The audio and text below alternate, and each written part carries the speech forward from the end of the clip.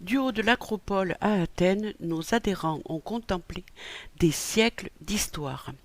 À peine arrivés à Athènes, les drapeaux français et grecs flottent sur le quart. Nous sommes prêts à suivre notre chauffeur Panayotis et notre guide Costas pendant le séjour. Athènes, un moment fort, la visite de l'Acropole et ses monuments d'où nous pouvons voir jusqu'au port du Pirée. Tout autour, nous apercevons des temples, l'aréopage, l'agora, le théâtre de Dionysos. Nous réalisons que nous sommes au cœur de notre histoire, le berceau de notre civilisation. Nous ne pouvions quitter Athènes sans avoir vu les Evzones, la relève de la garde au Parlement, ni le stade de marbre où se déroulèrent les premiers Jeux olympiques voulus par notre Pierre de Coubertin. Puis, le canal de Corinthe, réalisé par Ferdinand de Lesseps, traversée de l'Argolide jusqu'au théâtre d'Épidore, chef-d'œuvre d'acoustique.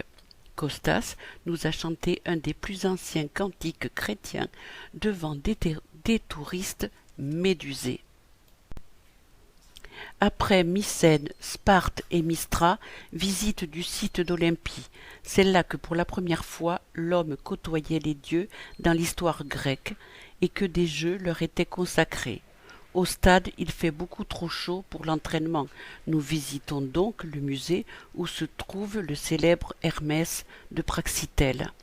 Nous continuons notre périple, nous traversons le golfe de Corinthe par le pont de Rion en Tyrion, le plus long pont suspendu du monde.